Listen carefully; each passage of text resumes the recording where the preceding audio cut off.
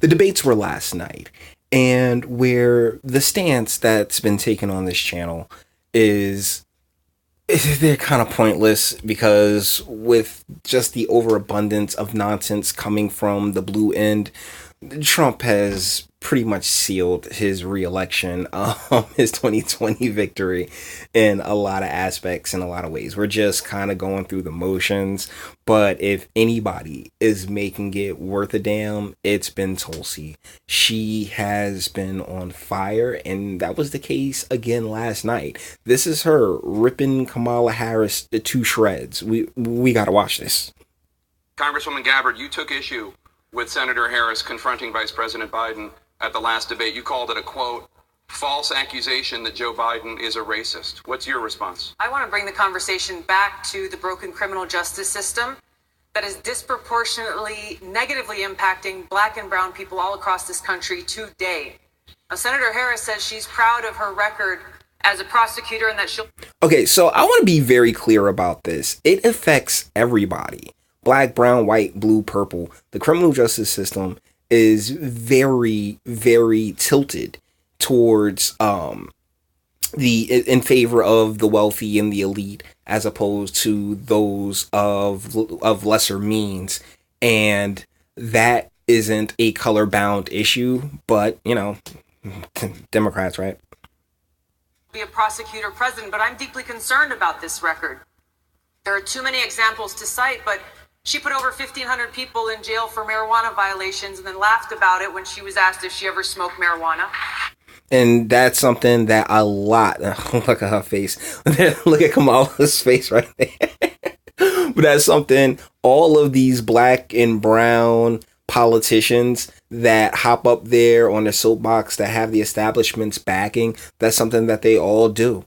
They all indulge in the drug war, but then turn around and use it as a means in which to build their own political cachet with.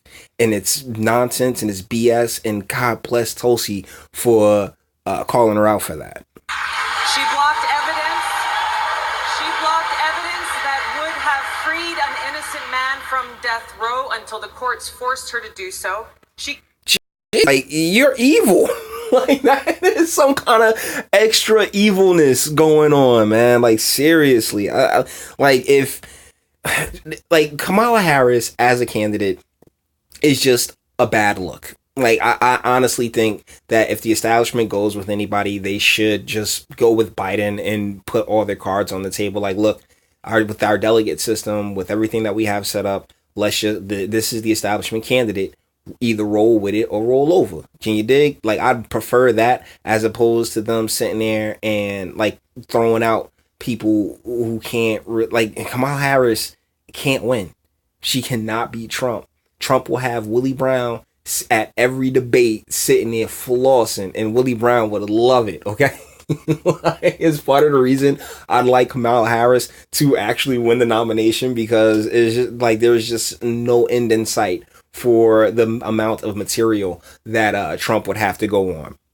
But Tulsi, who I think would be a far better matchup and a far more interesting matchup, is like as you can tell through the way that she doesn't get her due, respects and prop, and how the media is just trying to brush her off. You can tell that they're not going to let her happen. Kept people in prison beyond their sentences to use them as cheap labor for the state of California, and she fought to keep cash bail system in place that impacts poor people in the worst kind of way. Thank you, Congresswoman. Senator Harris, your response?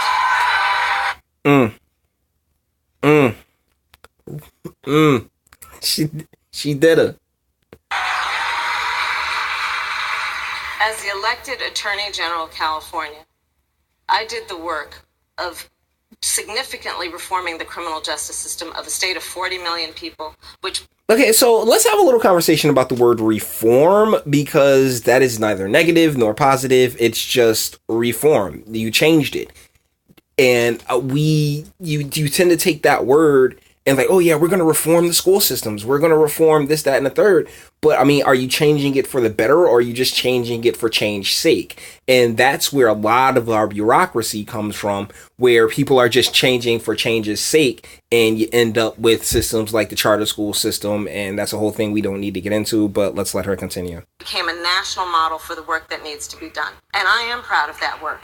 And I am proud of making a decision to not just give fancy speeches or be in a legislative body and give speeches on the floor, but actually doing the work of... See her getting at her, right? You see her trying to say, just give fancy speeches. Oh, how dare you impede my integrity, ma'am. being in the position to use the power that I had to reform a system that is badly in need of reform. That is why we created initiatives that were about re-entering former offenders and getting them counseling. It is why, and because I know that criminal justice... So she just did a word dance about a couple of initiatives that they put forward, but real talk, and she talked reform, but that's it. She ain't had no comeback. System is so broken that I am an advocate for what we need to do to not only decriminalize but legalize marijuana in the United States. I want to Didn't stop you from laughing about it and throwing people in prison for it. So, like, let's not. bring Congresswoman Gabbard back in. Your response. The bottom line is, Senator Harris, when you were in a position to make a difference and an impact in these people's lives, you did not. And worse yet, in the case of those who were on death row, innocent people, you actually blocked evidence from being revealed that would have freed them until you were forced to do so. There is no excuse for that. And the people who suffered under your reign as prosecutor, you owe them an apology. And that's the bottom line. Yeah. Oh my goodness. Yeah. Yo, she ripped her to shreds on this one, man. For real. Props to you, Tulsi, because tip of the hat. Just don't give fancy speeches. And let's also get into Big Pharma. Profiting off the backs of... Let's go back. Okay. She did. Tulsi did fantastic last night. If things weren't the way that they are, man, if circumstances were different, huh? The reality is, right now, we don't have a healthcare system. We have a sick care system, and there are far too many people in this country who are sick and unable to get the care that they need because they cannot afford it. So at the core of this problem is the fact that big insurance companies and big pharmaceutical companies who've been profiting off the backs of sick people have had a seat at the table writing this legislation.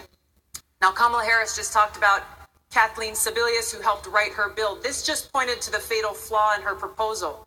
Sebelius works for Medicare Advantage, private insurance company who will stand to profit under her plan. If we're seeking to really reform our healthcare system, we've got to shut out big insurance and big pharma out of the drafting process so they cannot continue to profit off the backs of the sick people in this country who are searching and in desperate need of care. Senator... Ripped it. Because she's right. See, all of these elected officials, all of our politicians, the people that back them, they've been there for years. The people that are in Trump's cabinet were in Reagan's cabinet, you know? I mean, it's a whole bunch of people, faceless, nameless people you've never seen, you've never heard of.